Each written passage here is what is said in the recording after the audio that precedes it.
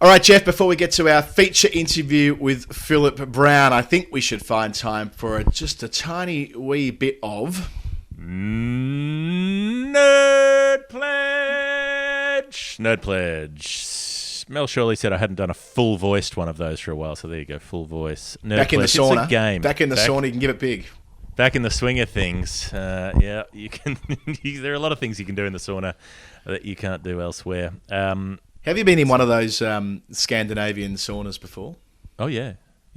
No, I wouldn't say often. I wouldn't say my life brings frequent opportunities to sauna, but I've been to Antarctica on a ship, and because you go to somewhere that's very cold, it's necessary apparently to have a sauna so that you can get warm afterwards. So it is quite a bracing contrast to, pop out of the sauna in your towel and then do, say, a lap of the top deck when it's about 6 degrees below zero and icebergs are floating by.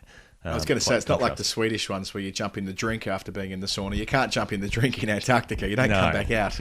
You would die instantly. Yeah. I remember having that conversation with one of the sailors on the ship. They were all Russians crewing this ship, and I was like, there was an iceberg floating past about 10 meters away, and I said, if I fell in, would I be able to swim to that? And he goes, no, you drown. Just that. Like, you freeze instantly, all of your muscles seize up and you can't move and you sink like a stone. So don't get in the water in Antarctica. Those are unless you're at the beach. I did swim there once, but it was off ground level, not off a ship. Jeff, your Tales of Antarctica might be a piece you should write one day. Maybe you have, and I haven't. I have actually. Yeah, I wrote about it somewhere once. It was in a magazine in Sydney that got discontinued at some point, but it was called Pan magazine, PAN. Maybe you can find it on eBay. Look, the important thing is Nerd Pledge. Yes. Well, first, how does the game work? Here's the thing. We need people to fund the show, and bless them, they do it. They sign up to Patreon, and they send us contributions to fund making this and the other show on the weekend. But they don't do it by sending a normal round number like you would, like here's a $2 coin. They send us a specific number because it relates to cricket in some way, and we have to guess what the relationship is. Our nerd pledger is Daniel Price, a name that's come up on the show in recent times, and the number is $2.82, or maybe it's pounds. I think this one's in pounds. £2.82. Yes, so Daniel was the player of the match in our vaccine game, our final wet 11 against the Oval Dream Boys a couple of weeks ago. It doesn't relate to his own astonishing summer of runs, which I think he's had a big summer with the bat. He's a fabulous player. Yes, 282. Daniel is 20 or 21. So, Jeff, my only steer for you on this was that it's unlikely to be something, sort of nostalgic from the 90s or something like that, because he wasn't born in the 90s. So, take that as you will. Yeah, I did wonder about that because I thought that could be true, but then again, I thought I never watched Tip Snook go around, but I'm very interested in the work of Tip Snook now. But I did take that tip and look at things that were recent. And I mean, the obvious thing to think is Joe Root, astonishing summer of runs. He did have one, but this pledge arrived in July, so Joe Root hadn't even started his astonishing summer of runs, really, at the point at which the pledge arrived. So it can't be the runs that he made against India in that series. I looked at Root earlier in the year. 282 is what I'm looking for. Root did make 258 runs in the Chennai Test because he made 40 in the second innings. But he's never made 282 in a Test match. Okay. At one point I thought, what if it's 282 boundaries in a season?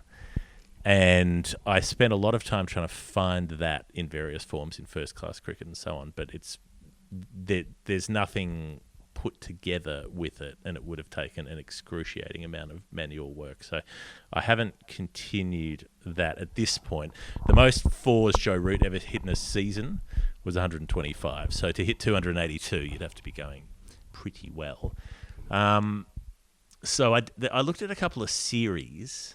The Australian summer of 2018-19, when India beat Australia down there for the first time, Virat Kohli made 282 runs in that series, including one of the best hundreds I've ever seen, I reckon, in Perth. That was just extraordinary on a very fast deck that day.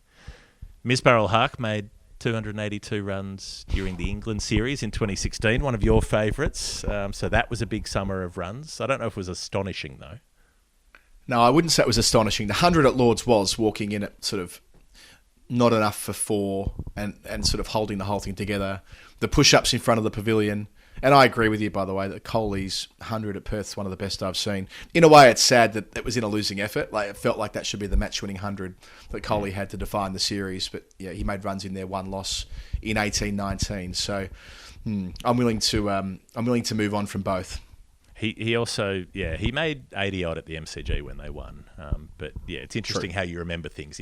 If you make 100 in a win, then you're grand and great. But if you made 86 in the win, piss off.